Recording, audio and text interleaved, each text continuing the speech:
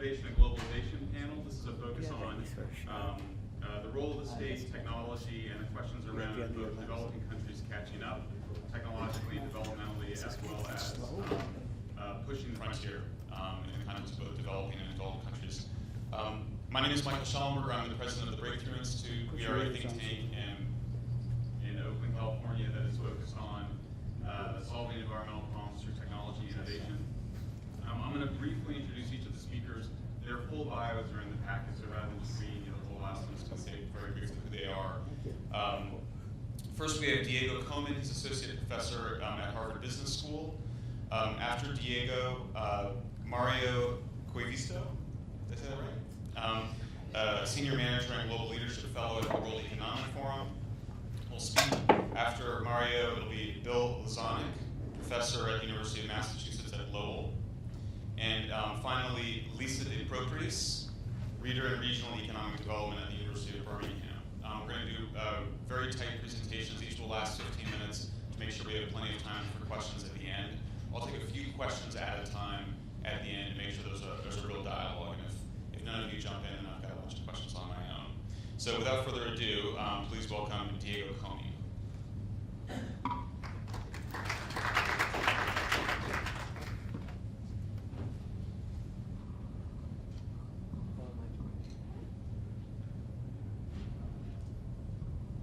Thank you very much for the introduction, and thank you for inviting me to participate in this panel. It's a great pleasure. Obviously, I think this is a fascinating topic, and I've devoted much of the last decade or so to work on it. Basically, I want to talk about a couple of lines of work which I've been pursuing in connection to this issue. One of them more academic, and the other more practitioner-oriented. So the way I interpreted the broad topic of the session was to understand why developing countries are way behind technologically than developed economies, and what can be done to close that gap. What type of interventions by the governments, what type of policies. What type of policies can government engage to close this gap between with the developed world, the technological gap? And so the starting point for me is based on my work and the work of others that have documented that there are humongous differences in the degree to which different countries use different particular technology that probably has arrived everywhere, but that is used much more intensively by companies in developed economies than developed economies. And so I've documented those patterns for a wide range of technologies, technologies that have been invented over the last 200 years in 150 countries. Okay? So there are these humongous differences in the degree to which different countries use different technologies. And not only that, but these differences are very important to understand income dynamics. Okay? When you look at how countries have diverged in their income per capita over the last 100 years, this process of divergence, this great divergence, can be traced down to how they have diverged in the intensity of use of new technologies. Okay? So there are these big differences in technologies which matter very deep to understand differences in income. Basically, they account for over 80% of cross-country differences in income that have emerged in the last 200 years. And so the obvious question is, why is it the case that there are these big differences in technology adoption? And a natural answer has to do with difference in the cost of adopting the technologies. Okay? Now, this natural answer requires some thinking, okay? Because when you think about the cost of technologies, the costs probably are the same everywhere. You can buy the technologies online, or you can buy them from the same providers everywhere. So the price of the technology probably doesn't buy the money. Okay? So if the price is not that different, what other costs do you have to pay to adopt the technology? Well, there are many non-market costs. There are many things beyond the cost of purchasing the technology. You have to engage in a large number of investments that are required to implement the technology in your factory or in your company. Okay? There's a large amount of knowledge that you need in order to utilize the technology or to find a good use for it. Okay? And these cost of adoption or finding applications probably differs a big deal between developed and developing countries. Okay. Why is it the case? Well, because in part this knowledge that it is necessary to adopt the technology, you build it by adopting previous technologies. Okay, so if in the past you have been a laggard in adopting or in using new technologies, then companies in developing countries will not have accumulated that body of knowledge that is necessary to implement new technologies. Okay, so again, this body of knowledge can be accumulated either by adopting in the past, by teaching. There's a lot of knowledge that comes from formal education, and engineering schools, technical schools appear earlier and more intensively in countries that have adopted new technologies. Okay, so I've collected some data about the dates of creation of engineering schools in various countries, and those can be predicted very well by the patterns of technology adoption in 1500s. Okay. Similarly, companies are another way in which workers acquire knowledge, learning by working, and many oftentimes companies are the result of efforts to solve adoption problems. If we need to implement certain technology, then we create a company that is, with people that are able to operate in this technology. Okay, so both through learning by doing, through formal education, through informal on-the-job training. That's how knowledge is formed to adopt the technologies, but that generates a vicious circle by which if you don't have the technological knowledge, you cannot adopt the technologies. But if you don't adopt the technologies, then you're not going to create new knowledge that you need to continue adopting. Okay.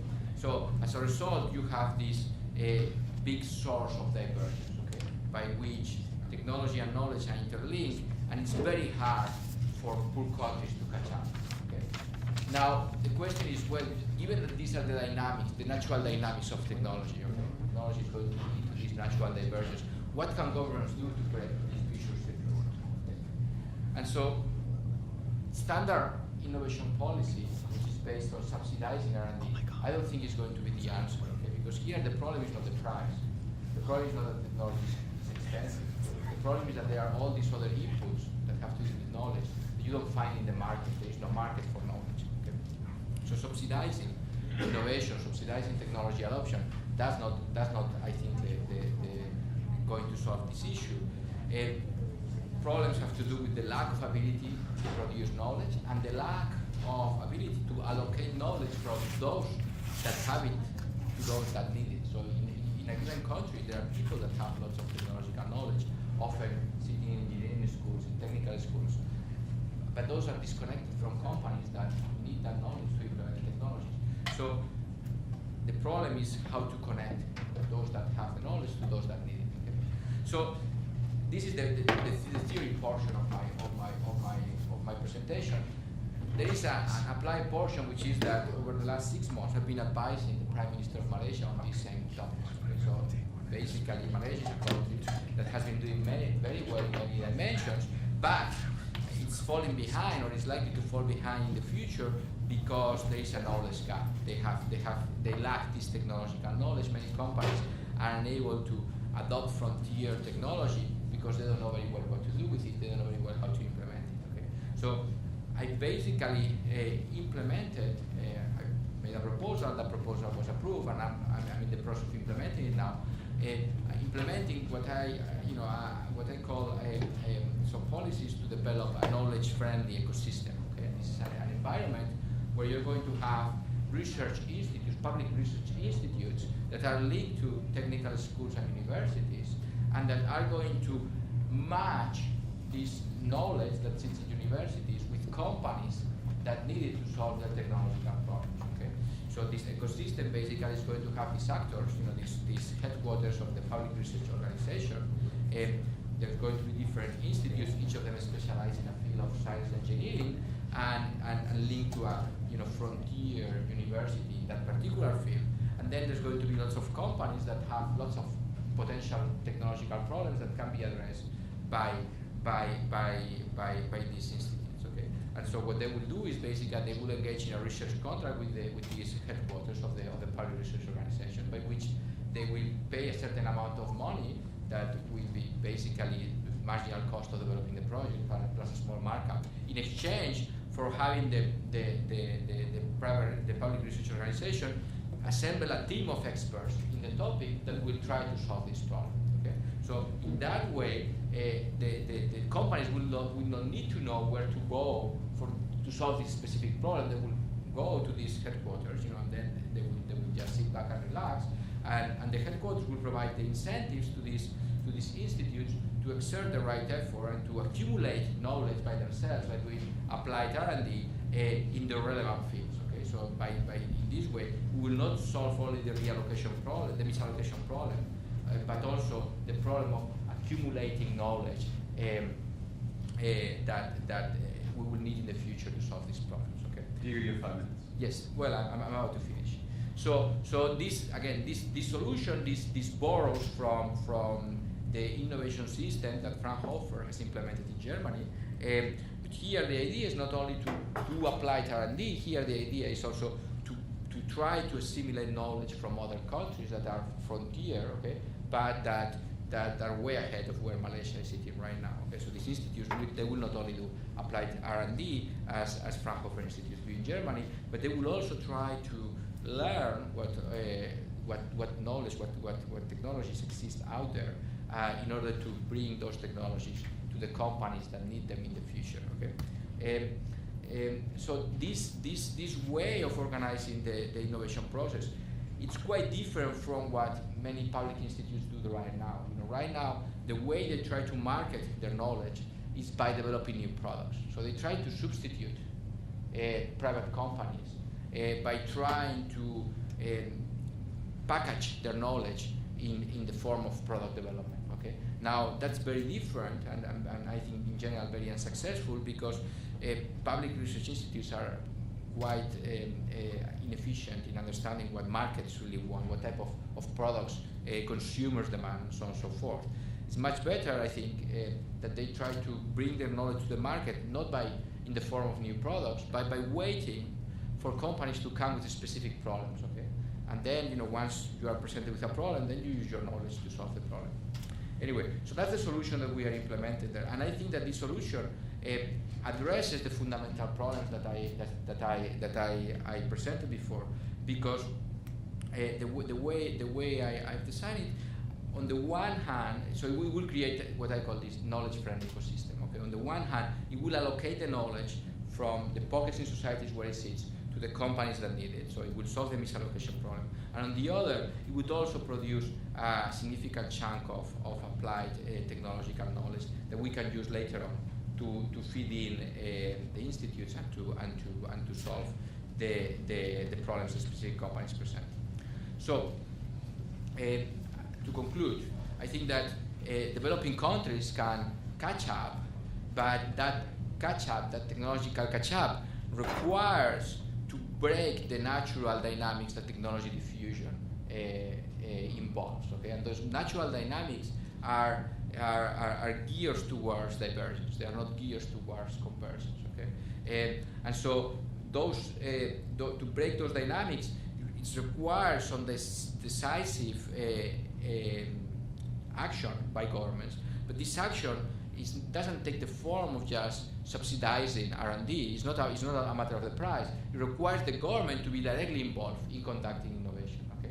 Not any innovation, a particular type of innovation, applied R&D, which is where typically countries have a knowledge gap, and to provide an organization where the incentives are particularly crafted. Okay, so just to give you a quick note, when Fraunhofer was created in Germany in 1949, for 30 years it was a very inefficient organization. It worked very, very badly.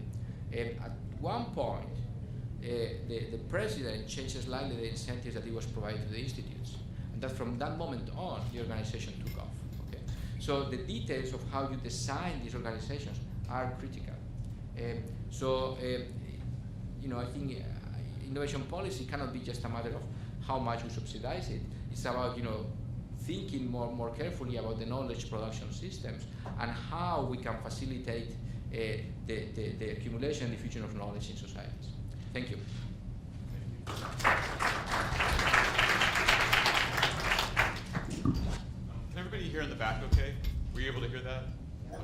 next up is Marjo.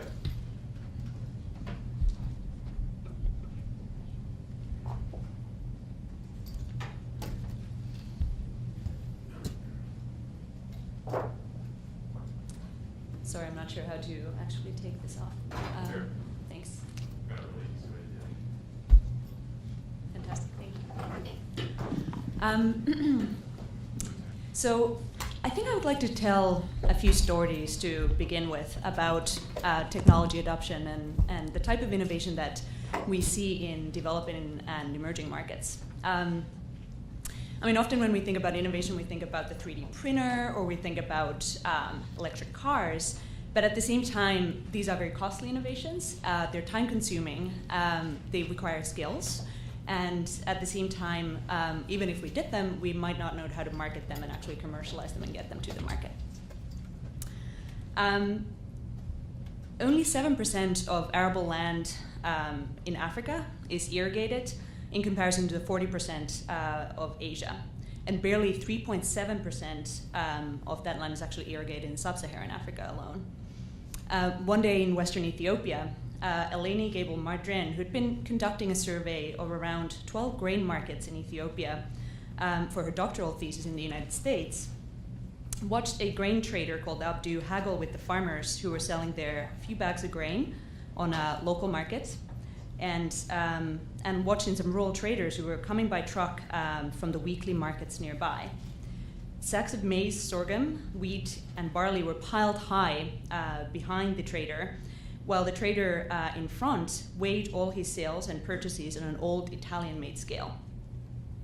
Eleni was curious, how did these products get to the market, and how did he actually get access to them? And Abdu told stories about having to travel for about 2 weeks to the source of the grains, often stalled on way, and once he got to the location, being refused to settle the deal, and being claimed that the quality of products were particularly poor. Eleni researched this further, and she found that actually 67% of traders regularly suggested contract breaches, and only about 4% had actually resources to legal measures to resolve these disputes. There were lacks of standards and other issues like that. She was curious as to what could be done about this, and in 2005, with the support of the government of Ethiopia, she was invited to lead the effort to build the Ethiopia Commodity Exchange. The exchange was built as a public-private collaboration with the government as guarantor, with multiple investors and the traders as members themselves. How it worked was interesting. There was a number of months of work that went into setting the exchange up, and technology played a large part. IT developers, finance experts, and others were part of it. Basically, the way in which the exchange worked when it was set up was that the grains and the products were deposited in the commodity exchange warehouse, with an electronic warehouse receipt issued to each of the depositors or their representatives. Whilst in these warehouses, the products were graded and they were evaluated. And finally, once the deal was made, the exchange actually credited the seller's account and transferred the commodity title to the buyer. The digitization of this commodity exchange is actually only one of these examples of the ways in which digitization is actually transforming a number of industries across developing market economies. There are a number of others. You can read about this exchange, for instance, in a case study by Propris and Sattler, which was from the University of Geneva, called Planted Seeds of Change. But another one that I wanted to mention is the speed at which stock exchanges across emerging market and frontier market economies are being digitized. There, of course, the development of local capital markets is a major opportunity for a number of developing economies after the global financial crisis, where you still have relatively high cost of capital, especially for small and medium-sized enterprise in these economies, and access to both debt and equity funding is relatively complicated. As economies from Kenya, where there are great examples of automated trading systems, to Namibia, to Nigeria, to regional economies in Eastern Europe and elsewhere, develop these automated payment or trading systems there's real opportunity across the economy for further liquidity. And of course, this is something that we see represented in figures all around. Challenges remain, and this is something that Diego, of course, picked up already. Skilled challenges, for instance, for the end user, for the trader, you can imagine the steep learning curve of actually trying to adopt and learn these technologies, whilst at the same time, there are pressures on time and pressures on your trade that you're trying to make trade on your market. But I'd pick these two examples for the reason that I wanted to understand what type of innovation and what type of productivity gains we're actually getting from this process of digitalization in developing economies. And by digitalization, I mean the mass adoption of connected digital services by consumers, enterprises, and governments, and the way in which they now are starting to build these cross-industry platforms for potentially increasing competitiveness. For instance, the Harvard professor Clayton Christensen has conceptualized this type of process of innovation as disruptive innovation. And this is basically a process of innovation where a product or service takes root initially in simple applications at the bottom of the market and then relentlessly moves up the market, eventually displacing established ways of doing things and also the competitors at the top over there. I think these are the digitalization processes that I discussed. The two stories are great examples of that. But to step back to our panel, I mean, are we actually seeing any real productivity gains from the digitalization? Number of developing and frontier market economies still have low internet penetration numbers, even though we know that that the rate of GDP actually increases at relatively higher rate from the introduction of digitalization into a number of industries and economies, but still the rates are relatively low. And the jury's out. The debate between those who believe that technology is about to bring about a kind of a third industrial revolution across the developing world as well as the advanced world are directly in opposition with those such as Robert Garden, who believes that actually we haven't seen fundamentally relevant figures of increase in labor productivity or standard of living in consequence of the innovations that have been introduced to the market globally over the past 10 or 15 years. But when you look at digitalization and what it does for a number of industries, it's not so much about the multi-factor productivity or the labor gains as it is about what happens and how these ICTs are introduced and what they mean for the particular growth opportunities in the industries. And this is something that that number of developing economies have experimented with quite interestingly. The exchange examples were one example of this, but there are others.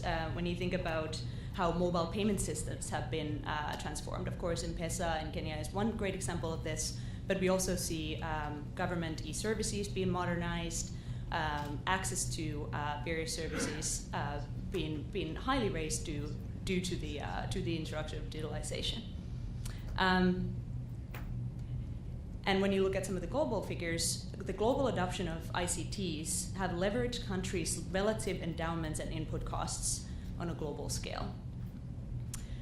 And so the implication of the introduction of ITCs and then how they're introduced to the various different production processes really has to do with how developing economies are able to respond to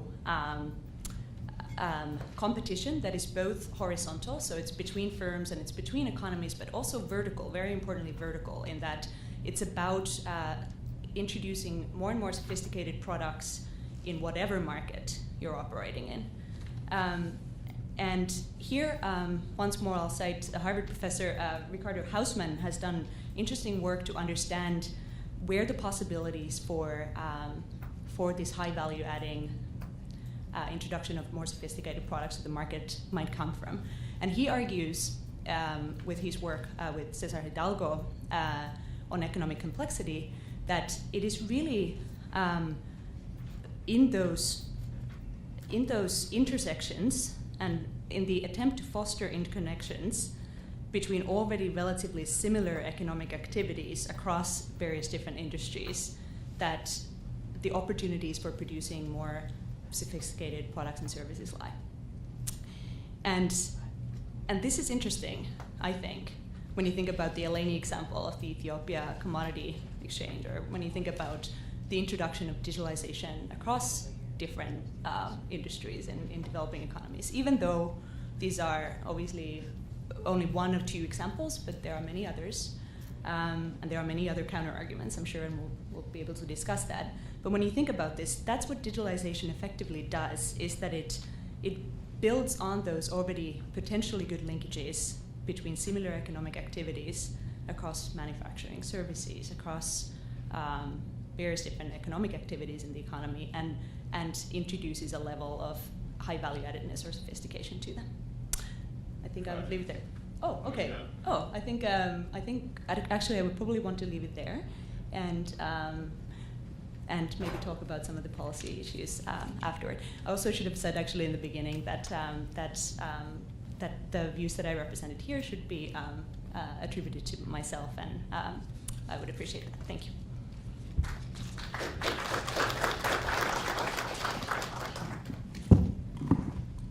Next up we have Bill Lazonick.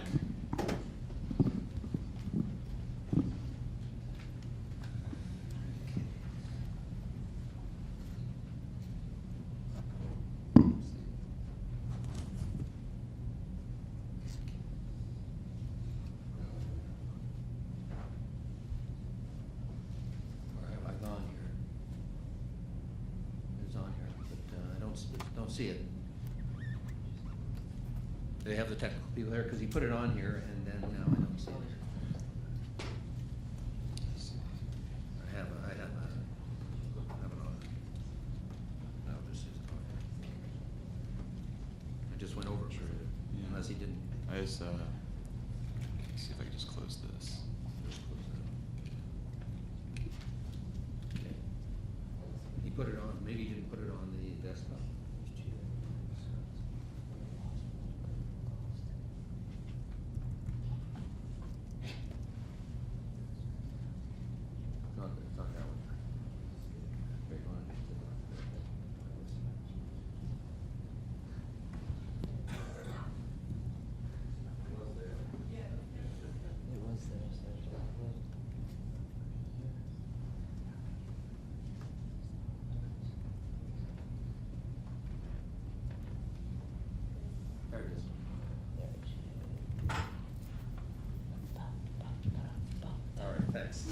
Sorry about that.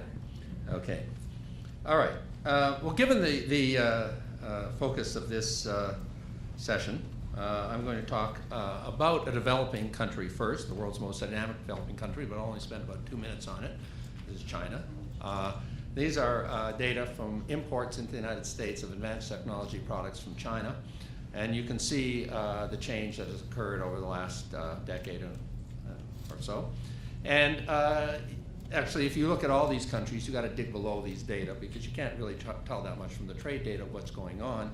In the Chinese case, there's a lot of trade that's going on through global value chains, companies investing, let's say, in the United States, in China, re-importing into the United States. But one of the projects that I've been involved in is, for a long time, is what I call China's Path to Indigenous Innovation.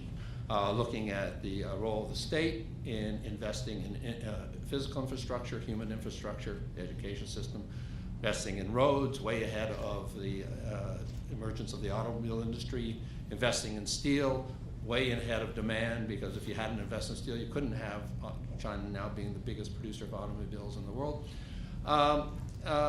That's the first step. The second step is getting the technology. So there's different ways in which technology has been transferred to China. From 1985, the Chinese have had a policy called trading markets for technology. The markets actually weren't there yet, but Volkswagen was the first one to come in the auto industry and said, okay, we want to have access to those markets. General Motors didn't come in until 1999, although it's now the biggest producer of automobiles in China, although none of the cars are actually General Motors cars, but that's another story. The other modes of technology transfer are through being involved in global value chains, which China is very much involved in, and moving up those value chains. And by the way, when you look at the the categories of advanced technology products underlying those figures, 90% of China's imports from China into the United States are in the information and communication technology industry. So there's digitization. Other categories are life sciences, weapons, nuclear, flexible manufacturing. But 60% of all United States imports in ICT are from China now. And the third mode of technology transfer, which comes later on, which is very important, is returnees, people who have gotten experience in the United States and education experience and come back. The third stage is indigenous innovation. Actually, in 2006, the Ministry of Science and Technology in China made this central to its medium long-term plan. Actually, I started doing work on this in the early 90s with a Chinese student at Harvard named Qivin Liu, who wrote a pioneering book on this, came out in 2000. Right now, there aren't that many companies that are global world players that are indigenous, but the most important one by far is Huawei Technology. The second most important one is Lenovo. Huawei is probably the most sophisticated communication technology company in the world. The other one is Ericsson, which I've done a lot of work on. Now that will take me to the next stage, which is looking at what I really want to talk about is an undeveloping country, the most important example of undeveloping country in the world, and that's the United States. Okay, and what is, first of all, characteristic about, and I've been doing a lot of comparative work on the information communication technology industry, Ericsson and Huawei being at the top of the pile in the most sophisticated technologies, they're two of the most unfinancialized companies in the world in technology. Now, here's the macro picture, and I'm going to go then to the micro picture and back to the macro picture and what I have to say in the next few minutes. Okay, the macro picture is that you had a trend toward more equality in the United States, rising standards of living, good middle-class jobs, in the period after the decades after World War II. That's been documented in many ways in many places, and this is one way of seeing it, of wages tracking productivity. I attributed this to major corporations having essentially permanent employment. Employing people, white-collar workers, blue-collar workers, and keeping them employed, passing on profits in terms of higher wages. More profits would result because you'd have experienced, hardworking, loyal employees there, and those companies grew, the economy grew. In technology fields, you had deep expertise in companies, in R&D labs, et cetera. The world changed in the 1980s. I wrote a book on this called Sustainable Prosperity in the New Economy, ? Which was on transition from the old economy to what I call the new economy business model, away from the notion of the organization man, who was actually a white male predominantly in the old system, so there were some shortcomings of that system, to the notion, well, go find yourself a job. And a lot of this had to do with the nature of startups in Silicon Valley that were commercializing a lot of the technologies that came out of government spending in the post-World War II period, the military-industrial complex, plus these research labs of large corporations. And actually one of the problems that you had in the late 80s and early 90s, you saw it really by about the mid-90s, was the collapse of the old research labs, because people just started leaving, going to startups where they could get stock options. If the company went public, they could do very well. And at that time, there was plenty of demand for high-tech people. There still is in some areas, but in other areas, particularly when you get in their 40s and 50s, they're not. Okay, so I have a story that I'm just going to give you part of the picture of this gap between productivity and wages, which I attribute to the financialization of large corporations, shareholder value ideology, focusing on getting their stock price up, and ultimately these corporations fund the stock market. The stock market does not fund them. And here, there's our Federal Reserve Fund, Federal Reserve Flow of Fund data, which show this, that since the mid-1980s, the net equity issues, the blue line for non-financial companies has been negative and wildly negative over the last decade. The average is actually $376 billion over the decade 2004-2013 per year negative money that's going out to the market relative. Its net equity issues, mostly buybacks of stock, as net of issues of stock and retiring and basically issues of new stock. The $4 trillion has been wasted on buybacks by S&P 500 companies. So the last session that you were at, the plenary, which was on startups, speculation, etc. This amount of money that is going out of companies that could have been invested in companies, where I'll argue that actually the job of people running those companies to figure out how to invest it, has just gone out into the stock market, and in my view has been totally wasted, and in fact is much more than that. It's a manipulation of the market. Okay, here are these data, gross buybacks and dividends, so the distributions of major companies to shareholders, and we took 251 companies that were in the S&P 500 index in January of 2013, traced them back to 1981. And you can see that at the beginning of the period, stock buybacks are minimal. Dividends are the way in which you distribute cash to shareholders. And the debate at that time, coming into the 1980s, was how much dividends can you afford to give to shareholders and still have enough to reinvest in the company, and still have enough to maintain your organization and get into new technologies, new businesses, etc. That debate largely disappeared by the late 1980s. I saw this happen when I was involved at Harvard Business School. I saw it happen within a couple of years, before and after Michael Jensen was hired in 1985. Before that time, the view of investing in the future was dominant. One of the classic articles, Hayes and Abernathy in 1980. These were technology management people at Harvard who were already saying, well, the bean counters are up there and they're not investing enough. All that stuff went by the board once Jensen got there in 1985. I saw it happen by 87, 88. Everything was shareholder value. Now there's something reinforcing that, is all the MBAs, or a lot of them were starting to go to Wall Street and trying to make a lot of money very quickly. Okay, this was aided and abetted, I won't go into the story here, but I'm doing a lot of research on this, by the change in the regulatory environment, and particularly the change in the SEC. And basically, under this Rule 10b-18, the SEC in 1982, this was purely a matter of Reaganomics, of bringing into the SEC, which is a regulatory body, the notion that you shouldn't regulate the stock market.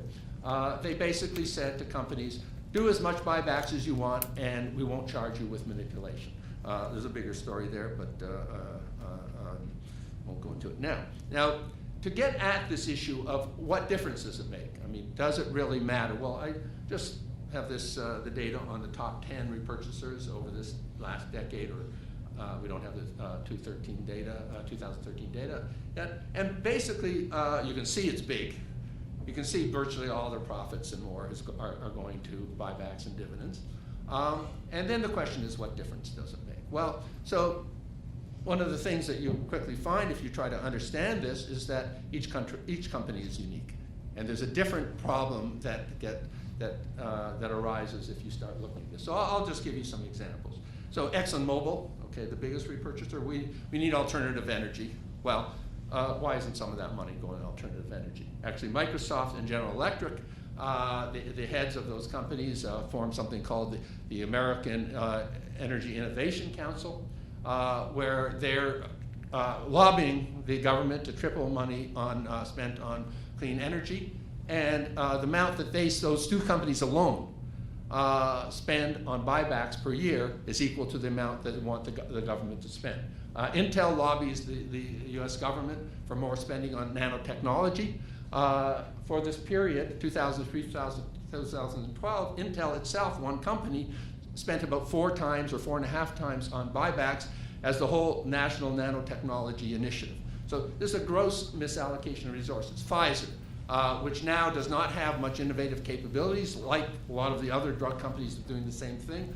They get double the drug prices in the United States you get anywhere else in the world. When this has been challenged once in a while in Congress, they say, well, we do all our research here, so we need to have high drug prices.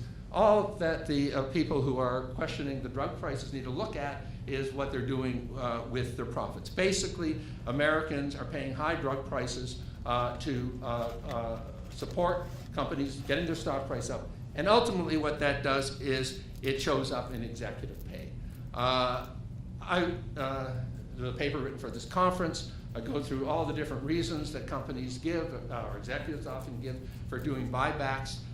When you come down to it, they don't hold water. There's only one that holds water, is they have their stock-based pay, and that is very important to them, and it's very beneficial to them.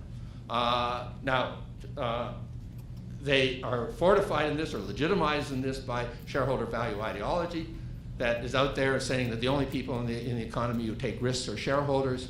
Everybody else gets paid a market-determined return for the productivity. It's just not true. And you heard Mariano Mazzucato's talk, which is based on a lot of work that I've done with her, and she's done with some of the people who work with me, on the government as a risk taker. And the government needs to get its return. And when these same executives who are getting this high pay are out there lobbying for lower tax rates, or saying to the government, and the same people that say Jeffrey Immelt at General Electric, who's lobbying for more alternative energy, is also lobbying for lower corporate and personal tax rates at the same time. They're basically trying to take away something that taxpayers paid for and not getting the return. Workers, when workers go and work in a company, in a good company, you don't want to just pay them for what they're getting paid today. You want them to be thinking about their careers, about getting their returns over a period of time. And that's actually what I showed you at the macro level, is what higher standard of living, that's where it comes from. And so they are putting their time and effort into the capabilities of this company, which are often cumulative and collective, with the notion of getting a return in the future. So there's a risk there. And when those people get laid off in their 40s and 50s, which is a mass phenomenon in the United States, then somehow they don't get that return and someone else is getting it. Someone else is basically eating their lunch. And I would say a lot of that is going on. Now, in terms of the executive pay, first of all, in real terms, for these 500, it was about 3 times as high now, or in the last decade, as it was in the early 1990s, when it was already seen as excessive. It's now, when they try to do, AFL-CIO does average pay, CEO to average worker ratios. It was 40 to 1 in the early 80s, 100 to 1 in the early 90s, 500 to 1 or more in 2000, about 300 to 1. I talked to people at the AFL-CIO. I said, forget about that ratio, because it's so out of whack that's not the issue. The issue is, how did it get there? And how did it get there? It gets there, and there's plenty of stuff. It's not my stuff. There's plenty of people who have written on executive pay. There's a club of people who all have an interest in higher pay. There's consultants. They all hire the same consultants to benchmark each other, and they never say, oh, you should get paid at the average. You should always get paid at more average, because your CEO was hiring you. Of course, there's no ordinary CEO. There's what I call stock-based stuffers, like stocking stuffers at Christmas. The stock price falls. Every once in a while a CEO is thrown out, but more often what happens, again, this is well documented by people who've looked at this stuff,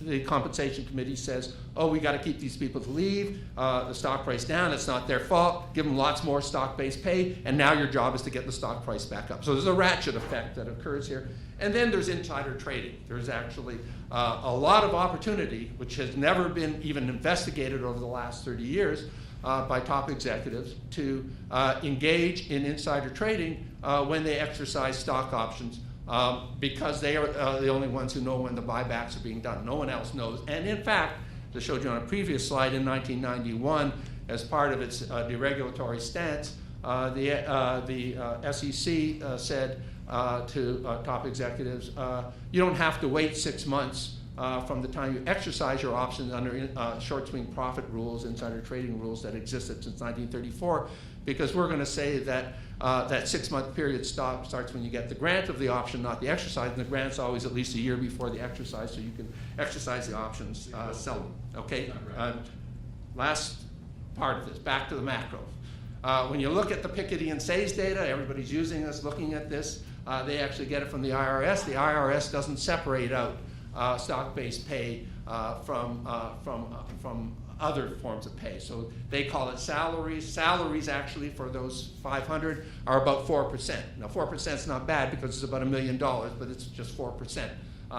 65 to 85% is stock-based pay. It shows up in these data. It also shows up in the capital gains data, the biggest components. And so the stock market is huge and things related to the stock market. Finally, at the macro level, when you add it up, what you see is once you start looking at companies that are central to the economy, there have been fundamental changes in employment relations that have occurred over the last 3 decades. I call them rationalization, which are plant closings, marketization, the end of career employment with one company, and then globalization, the offshoring of jobs around the world.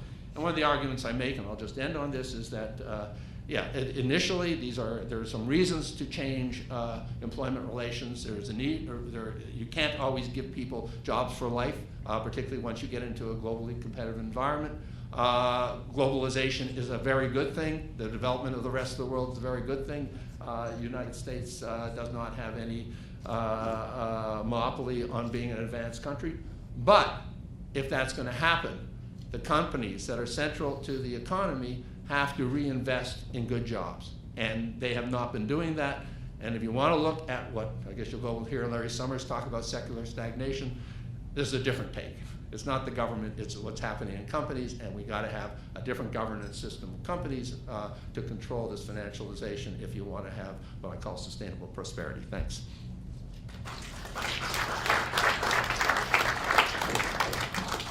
Great, next up is Lise de Propris.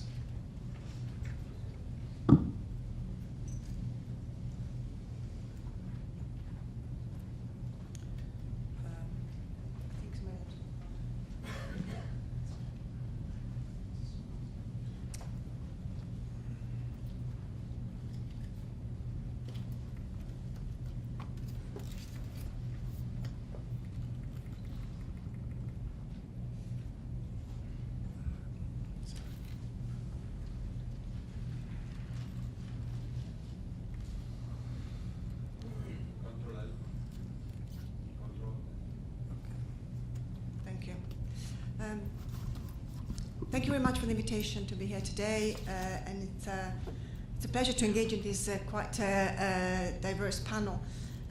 What I want to present today is actually the outcome of a project, a European-funded project on welfare work and wealth for Europe. The focus of my presentation will really be Europe, so we are changing a little bit again the geography of the talks.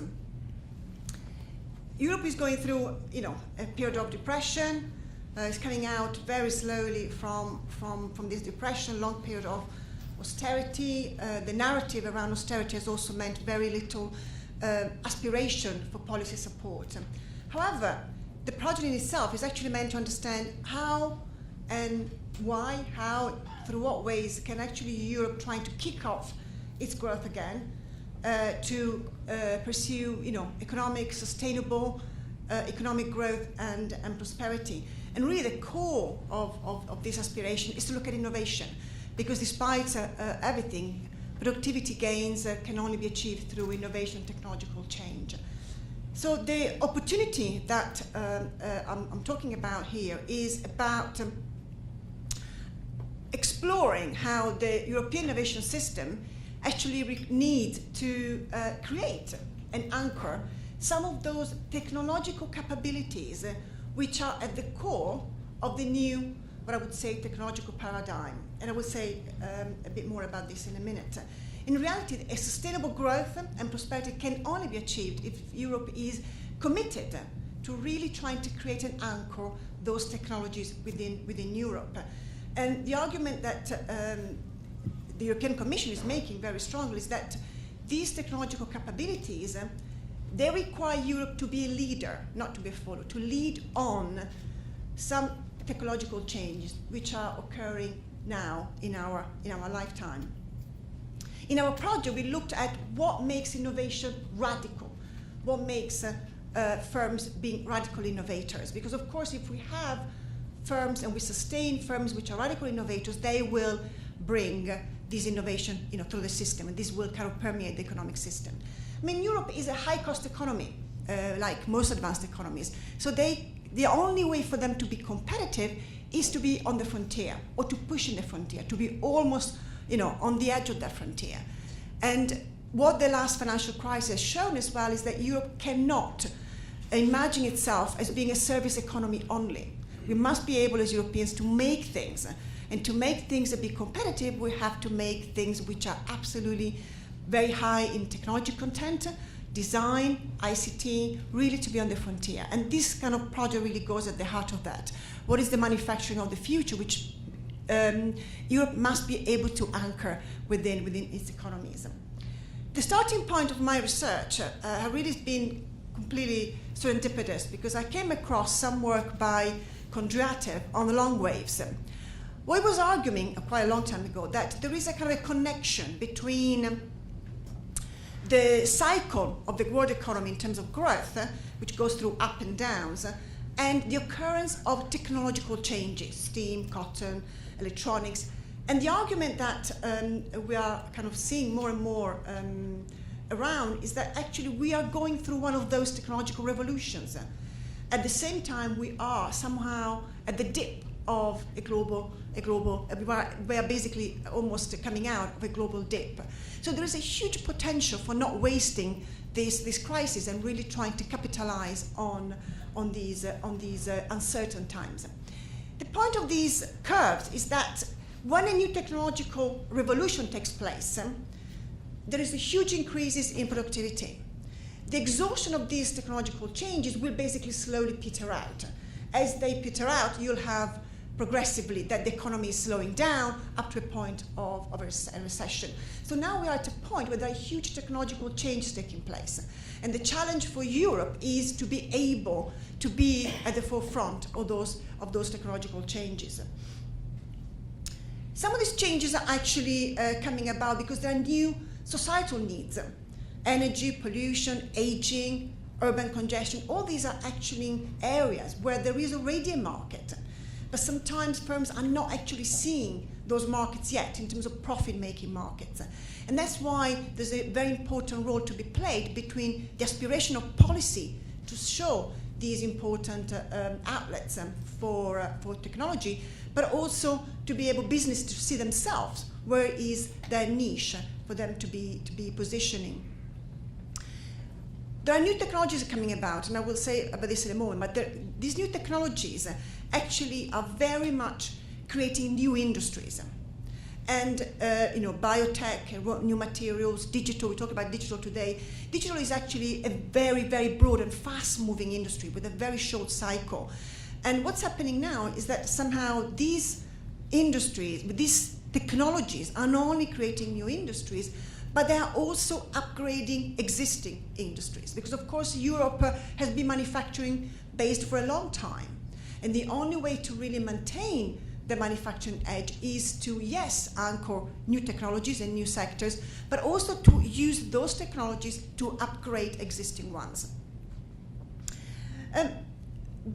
What we did in this project was to basically use the European patent database from 1996 to 2006, and we want to understand what was driving radical innovation, what was driving patents which were seen to be original. So we calculated the originality patents, the originality index of patents, and we're trying to understand what drives the originality of these patents, how is radical innovation coming about. And most of the debate in Europe about technological change pivots around the idea of key enabling technologies. These are the foundations of spillovers effect, which will create intra-sectorial technological spillovers. These are technologies which tend to apply and permeate different sectors to enable them to further innovate. And what we looked at is we found that some of these technologies actually are not only enabling other sectors to be innovative, but they are actually enabling different technological sectors, so technology which are distant, to talk to each other, to create a new, much more radical, much more path-breaking innovations. And we call these key enabling and bridge technologies. These are very powerful because not only they can create vertical spillovers, which are intra-technological, but they can actually create inter-technological spillovers, i.e. They can make distant, technologically, cognitively, disciplinary distant technologies talk to each other, create a common ground, and then, therefore, create a much more path-breaking innovation because they're taking bits of knowledge from very distant technologies. And in the paper that we have, of course, we develop all this. There is an empirical model, and it's much more sophisticated. But why does it matter? Actually, before that, we actually looked at which are these key enabling and bridging technologies. Because what this is telling us is that these technologies will create vertical and horizontal spillover effects. If you kind of, as Europe, anchor these technologies within your European innovation system, you'll be able to really propagate radical innovation across a number of sectors because these technologies have this kind of impact. And so, in a sense, from a normative point of view, these sectors very much are aligned with some of the priorities that the European Commission has identified, and some are not. So the interesting now for us is to take this back to the European Commission and to debate with them what are the opportunities for taking this a bit further. So why does it matter? Why do these caps matter? We know already that key enabling technologies are very important. A lot of debate has been developed around these already. The idea of the key enabling and bridge technologies is that they are slightly more powerful technologies because, of course, they enable that kind of combination of distant technologies to actually create much more path-breaking innovations. And what we found is firms which are able to access CAPS, and also we found that firms which are able to be more technologically diverse, they are much more radically innovators than they would otherwise be. And this is very powerful from a normative point of view, because it's telling us that if Europe wants to be really on the frontier of technology, to be able to really being able to compete as a high-cost economy, it has to really invest in these sectors, develop them, but also develop a national and regional innovation system model, like a triple helix around these sectors. Because also what we found is that who is actually actively playing a role in developing these CAPs? And what we find that actually universities and public research organizations are very important, because they are not only able to access distant technologies, but they're actually able to combine them, make them talk to each other, therefore they're able to produce more general patterns. I want to conclude with a couple of examples. In 2011, PwC published a report where it was trying to kind of a bit of a foresight analysis, looking at where the main European cluster will go between now and 2040. And for example, their argument was that by 2040, the auto assembly clusters will move to China. And my response to that would have been, well, probably that might be the case, we don't know, but what cars will they produce? And Europe should be concerned with that kind of a question.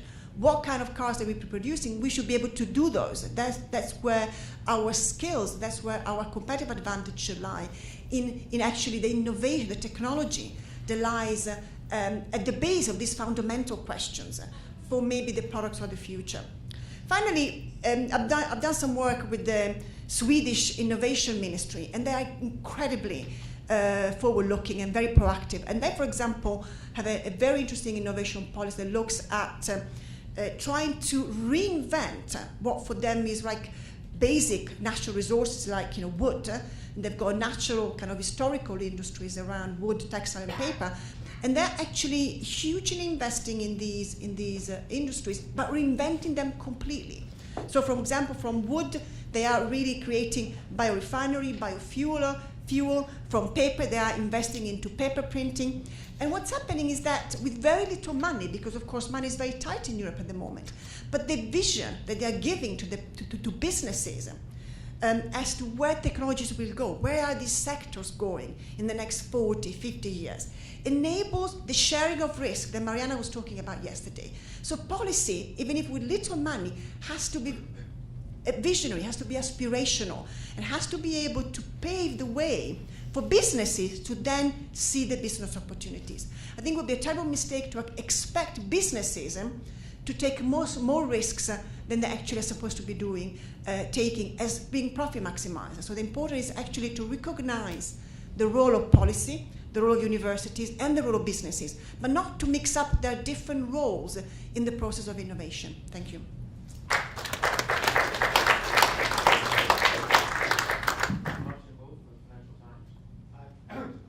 Question relating to the emerging market discussions.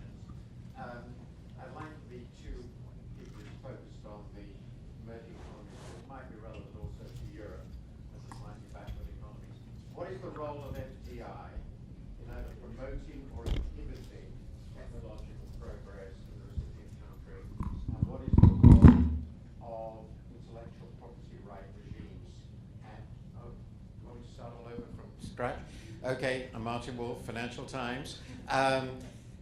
Questions for the emerging economies, perhaps possibly also Europe, backward economies in Europe, like the UK. What is the role of FDI and intellectual property right regimes in either promoting or inhibiting, in current circumstances, the transfer and adoption of useful technologies and their internalization within economies? There are radically diverse policies in the past, say Japan versus China on these issues. I'd be very interested in your assessments. So, Go ahead. Yeah, if you could pass the microphone to him, it'd be great. Thanks, Mark. Thanks to all for the great panel. The first question is actually two questions directly for Diego. Thank you very much. It was a very nice presentation, I think.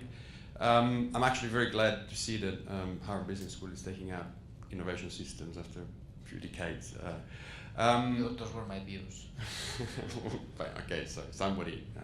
Anyway, the question is about, do you think this, well, you said there's a lot of heterogeneity among countries, and you focus your case on Malaysia, and seems reasonable. But because of this massive heterogeneity, would it work as well in a low-income country, for example, or would it not work? And well, I have my own opinion. And the second question is about, sorry, I haven't seen your work here, so you might have done it, but is there more heterogeneity across countries or within countries? And if there is large heterogeneity within countries, how would this ecosystem work in order to address the incentives of so many different players? Like, I mean, this would work for firms that are already keen to adopt technology, maybe for firms that are very far from the frontier, work less. Thanks. Okay, we can do one more question, and feel free to go ahead and state if you have an argument or a comment you want to make before you ask a question. That's also totally appropriate. So, right, Maciej Grodzicki, I'm a PhD candidate from Poland. I have a question to Diego Comin as well.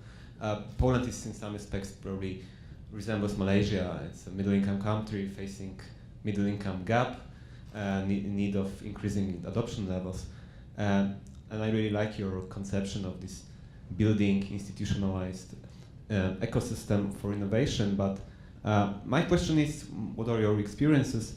Whether the enterprises actually, entrepreneurs are actually willing to participate in all these pro-innovative and pro-adoption activities? Because at least in Poland, I would say that there are some institutions, but the firms themselves are not that willing to undertake innovative or adoptive activities. Yeah, thank you. great. Well, let's turn to the panel. Anyone? Diego, you had a couple directed at you if you want to start. Thank you. Thank you very much for the questions. I wanted to start with the first just a small comment about FDI, and then I will take on these other questions if I may. So I've done some work on understanding not in general FDI, but what role it played foreign interventions directed to transfer knowledge, technological knowledge, to countries after World War II. And so what I found was that places where, say, the US had a more massive intervention through various programs to transfer technologies, those countries experienced larger reductions in adoption lags for newer technologies. And somehow, in all the countries that have grown very fast, there's been some technology transfer from the outside. That was the case, and the particular form has changed.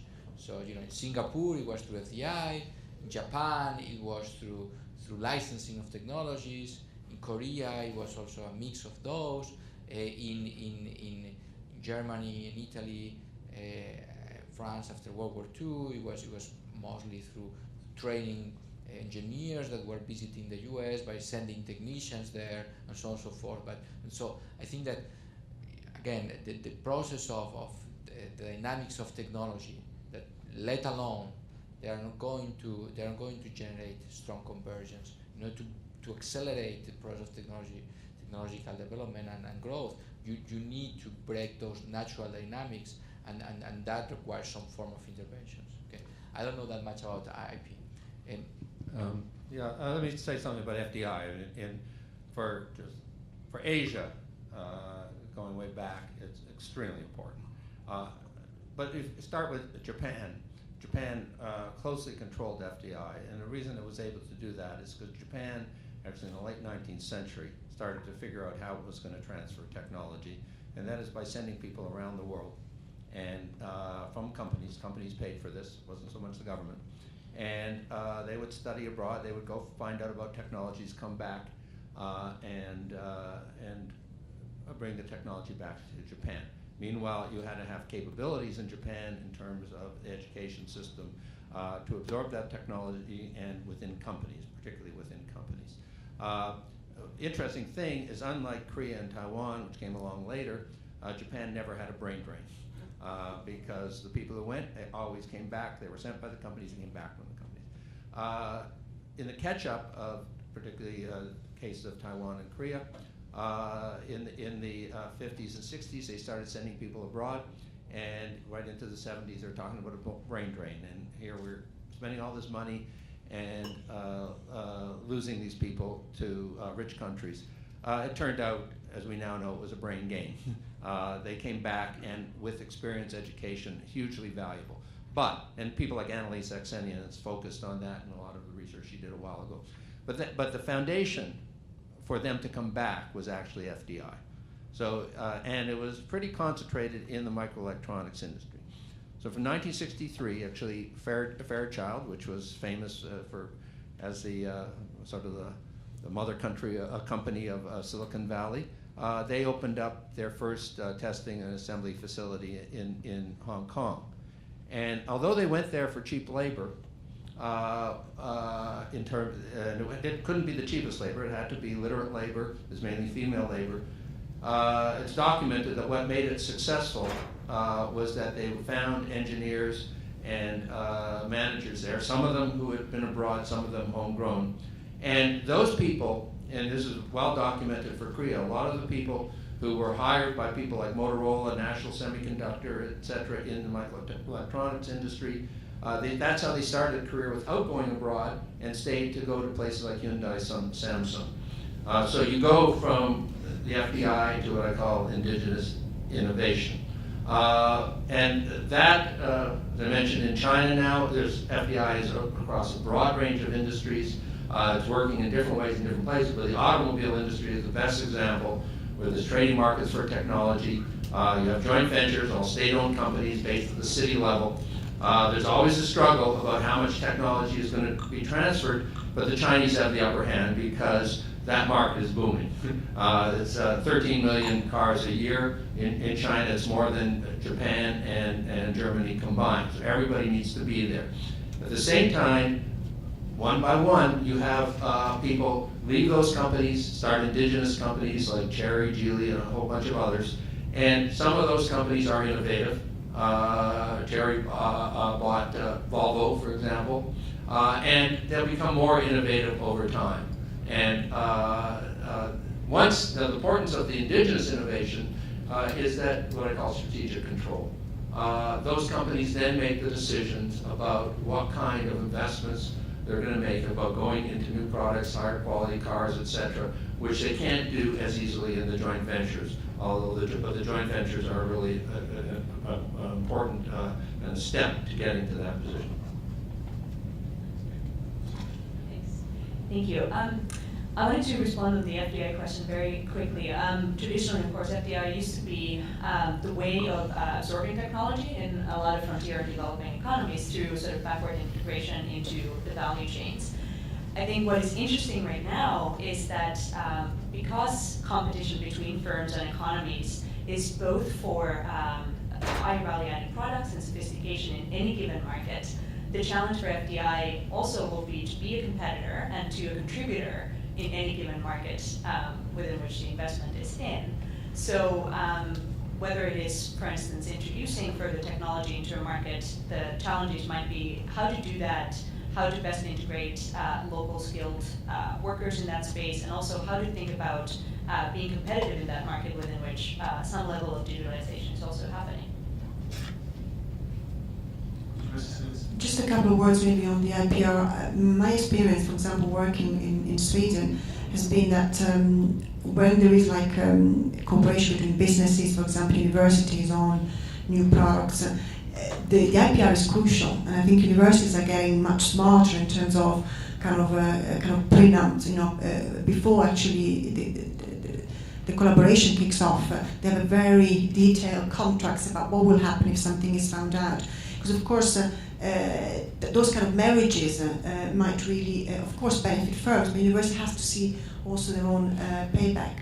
So I see, in a sense, university becoming much smarter in terms of trying to find a way to identify how they can actually retain the property right, especially where the innovation is very basic, and therefore it cannot really be appropriated by the business if applied in a particular direction. Great. Diego, you might have one more thing. Well, I wanted to respond to the other two questions. I'm sorry for having responded. Yes. I'm going to answer together. I mean, I think both of these questions are very important. Actually, they are critical issues I've been thinking about in designing the plan for Malaysia. One thing is to idealize the program, and then the other is to implement it. So, with respect to heterogeneity within the countries, you're right. I mean, there's dramatic heterogeneity between the different companies. Some companies have research capabilities, others have absolutely no research capabilities. And indeed, in the case of Malaysia, you have fantastic state-of-the-art companies in oil products, for example, Petronas and so on and so forth, who have the ability to do all the research that they need. They are in touch with the world experts in whatever area they need. So for them, they are going to benefit from this. I think this is mostly designed for either companies that are large but do not have expertise in a particular area where they need some technological solution to a problem, or for small and medium-sized companies that would like to grow, would like to improve their sophistication, but they have also no capability to do that. Now, you're right that many companies have that option, but they don't want to take it. This is a problem. It's like a headache for them. Now, what I've foreseen that indeed in Malaysia, probably not as much as in other countries, but there are some pockets where companies have some rights. Okay, and there are some companies that have some connections because of the affirmative action programs and so on and so forth. So they have some small monopolies and they are happy, they are comfy in that area. Okay, so the government has started some policies to erode those rights, and I've in my plan, I've pushed the government to do more of that. So in particular, a few examples are to enforce anti-competitive and anti-monopolies situations. Okay, so to enforce pro-competition laws that already exist. That's one. Another one, which I think is very interesting, is to increase the minimum wage. So Malaysia has been observing a huge influx of immigrants from Indonesia, from Bangladesh, and so forth, that have been depressing, that have basically increasing labor supply to a point where minimum wages have become really binding. Okay, and so now the government what has done is to increase them and to enforce them. They did that in January. So I pushed them to make that like not just a one-time thing, but a path that is predictable, and so that companies can feel the heat. So if they feel the heat and you give them the stick and the carrot, they will have to eat the carrot. Okay. So I think the carrot is very good, but some of them may need a little push to eat it. Okay, we'll do one more round of questions. Do 3 more questions. Yeah, you did have your hand up first, so go ahead. Hi, my name is Blake Taylor, and I'm from the Lowell School of Economics. And I'm particularly interested in corporate governance and discussions about the purpose of the corporation. So I was particularly interested in Professor Lazonick's presentation. And my question to you, and anyone who wants to answer on the panel, would be, why is it that stock repurchases are necessarily wasteful? And how would you respond to Peter Eugen's argument this morning that stock repurchases can actually lead to other investments that can bring about innovation?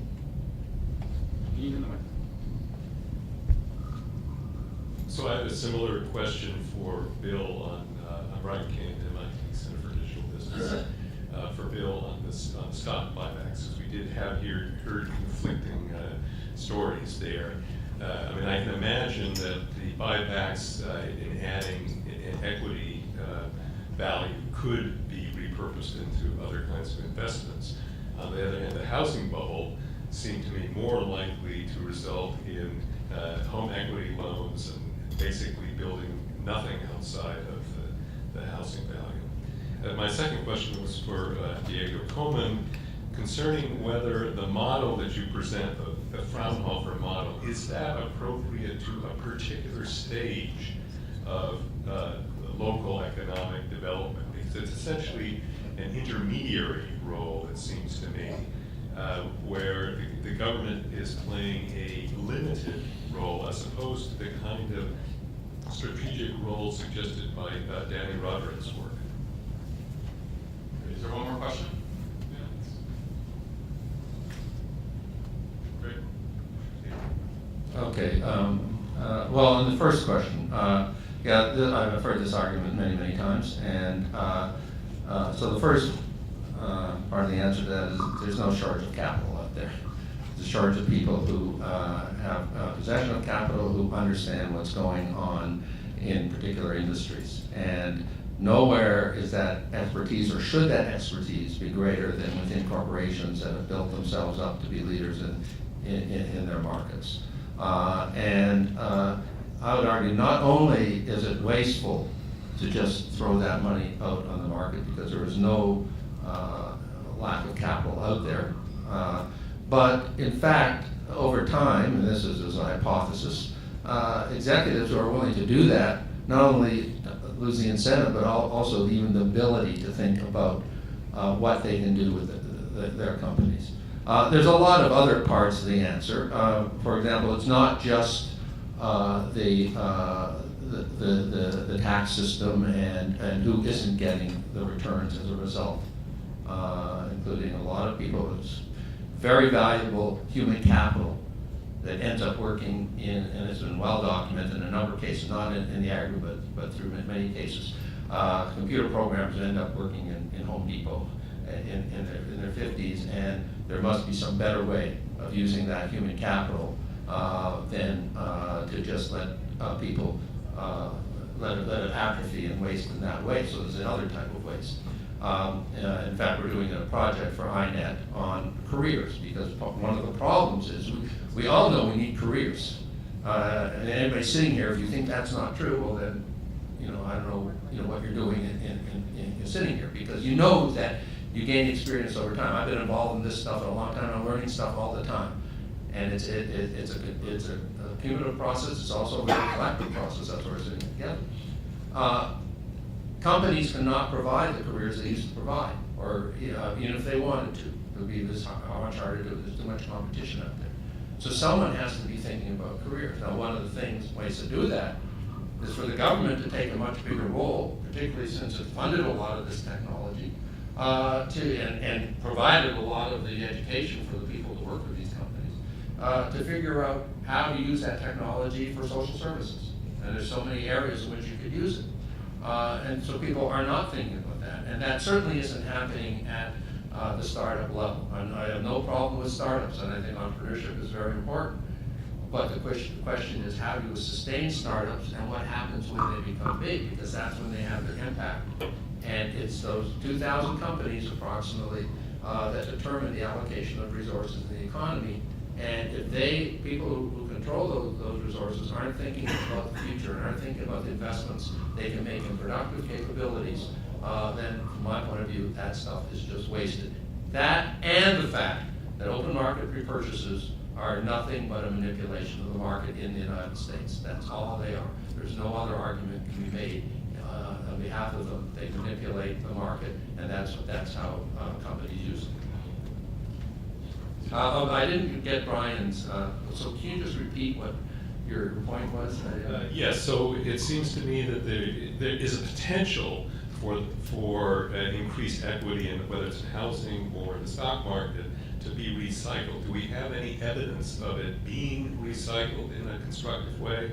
It's an empirical side of Well, yeah, I mean, so I think that, you know, the argument that you need, I mean, that was made in the session before, that you need speculation to get innovation. I think you can, obviously all innovation is speculation, but once the speculators are masses of people whose retirement savings depend on what happens with that speculation and know nothing about what they are speculating in, there is so much room for fraud, manipulation, and stock market crashes that, as Bill Janeway himself said, most people lost out of those things. And that's where people's retirement savings are. So it's not just housing. So somehow we got to a system where there's a lot of people who think, or perhaps because they don't have good jobs anymore, that they can somehow survive by through speculative markets, the housing market or the stock market, and then Wall Street takes advantage of that. And actually, I think the evidence is that they lose. They lose not only the jobs, they lose their savings, they lose their houses. So that's the problem. I'm going to use my moderator's right to ask the question I wanted to ask, and then the gentleman here has one more question, and then we'll wrap up. Diego, let me just ask it, and then we can come back to you in a minute. We only have 5 minutes. So I warned Lisa about this question last night when we chatted at the cocktail party. Those of you that are familiar with Vernon Routon's work, the great late economist from the University of Minnesota, his best book was, one of his best books was Is War Necessary for Economic Growth, which consists of a series of case studies that both Breakthrough Institute and Mariano Mazzucato has borrowed from around the role of the U.S. military, in particular, in doing radical technology innovation. And I think that the cases, and he answers it, I don't know if it's pessimistic or not, he says yes, it is necessary, because what war and military buildups allow is for the society is willing to spend huge amounts of money on state investments that are basically shielded from public intervention. In other words, these are highly undemocratic, all the aerospace program really from 1945 until the early 70s is developing these technologies out of public view. There were some contractor scandals. So I guess the question for countries like Europe, you have a bunch of small countries. I mean, you said, Lisa, that the radical innovation has to come from Europe, and Europe has to be doing that. I guess I question whether Europe can. You've got some big economies, but they don't basically do. I mean, my understanding is they don't pool joint investments. You've got societies there that are much more concentrated on maintaining welfare state than being aggressive military power. A lot of oversight, bureaucracy. So I mean, I would expect in the 21st century big and radical innovations to come from China. So I guess the question is the strategy for Europe to develop this on their own, or in fact, sort of speaking to the theme of this panel, would Europe be better off partnering with the Chinese and bigger players to get its innovation? And I did promise the gentleman in the front an opportunity to ask this question as well. You can speak my mind. Thank you very much. My name is Peter Yeoman. I wanted to come up with the argument on the waste of the buybacks. I don't care whether it's buyback or through dividend distribution, but I think the most important thing is that if money can't be invested, or the management don't think that the money is to be invested there, As I said, there are 2 points. The one is maybe buying the shares of their own company is a good investment. Don't find another one. Maybe it's not very creative. But the most important thing is giving money back to investors. What became very clear if you look on a bottom-up capitalism is, as we learned this morning, 4,000 companies have been financed by VC last year, but almost 300,000 have been financed by business angels, and that is only a small bracket of companies being created last year, but probably a couple of million. Therefore, and those are now visible. Therefore, I think it is so important that the money goes back. And the second is on the housing, the comparison with the housing. The housing bubble is basically financed, bank loan, and not equity. And the equity is a very different aspect. But maybe one thing, if I may make a remark on Europe and China, I don't know whether we can talk about Europe. We see a growing divergence in Europe between a number of countries who are profiting from globalization, doing a great job of this, and other countries who do not. For instance, Germany is now, China is probably becoming the largest trading partner for Germany soon. So the development and the cooperation with China is maybe more important than a lot of other relations, even in the Eurozone. And the Chinese government recently has decided to embark on a special cooperation with Germany and seeing that as a role model for the Chinese development. Can't go into all of the details, but there's much more going on already than maybe is part of an official policy on the European level. Great, thank you. Yeah, just to follow on that, one thing that happened recently is that the Chinese wanted to have Fraunhofer open an institute in China, and Germany said, no way, what's there for us? So I think that Europe is a bit scared to engage in R&D relationship with China, and probably for a good reason. Just on that, okay, so my general response is that any top executives who says that they have nothing better to do with the money is not doing their job. And so I want to say, what could you have done? Secondly, you can start looking at particular companies and you kind of see what were the investment opportunities and what did they do. So one of the companies I didn't get to mention, and we've been looking at a lot of them, is Cisco Systems. Cisco Systems should be Huawei. It's not. Cisco Systems is not a high technology company anymore. It does plenty of R&D, but it's all product development, and each new product is a commodity. It has a huge amount of profits. It's twice as big as it was a decade ago, but that's because it has a lock on the enterprise router market still. It won't have it forever, and it's been living off that. At the beginning, through acquisitions and through what was actually a very good growth through acquisition strategy, using its stock as a currency to buy companies and integrating them into Cisco up until 2000, it was positioned to be a leader in the most sophisticated communication technology products, particularly in carrier class technology, voice over internet protocol. We could be way ahead of where we were if Cisco had made those investments. Their stock price went down to about 15% of what it was when it had the highest market capitalization in the world in March of 2000, and they started buying back their stock, and they haven't stopped. So it's about 118% for that time period of their net income went to buybacks. Now they're doing big dividends. We've tracked it. We've tracked it basically forensically. We look at the products, and when they stop investing in those products, and they stop investing in the more sophisticated products, often they require investment in manufacturing capabilities to be high quality. They require investment in lots of engineers who can maintain the systems, which a company like Ericsson does and Huawei does, but Cisco doesn't do. So Cisco has frittered away a lot of the capabilities that it had being situated in the most advanced economy for communication technology. Okay. Finally, the issue of returning value to shareholders. How much value do shareholders want? Okay, we've written a paper. I've written with Mariana Mazzucato, owner Tulum, who did all that research for Mariana on the where all the technologies for the iPhone came from, where we asked what should this company do with all its profits. The fact is, the only money that Apple ever raised from public shareholders was $97 million in its IPO in 1980. If there are any shareholders who still are holding what Buffett would call a continuing shareholder, still holding Apple stock, the last thing is they wanted to give it to David Einhorn or Carl Icahn if they're holding that stock that long. So Einhorn, Icahn, who've been much in the news, come in Icahn's case, it never was more than about 6.7% or 1% of stock. That's a lot for one stockholder in such a company, but it's still a very, very small minority share. He gets the right to have Tim Cook to come to dinner with him and publicly demand that he do $150 billion in buybacks.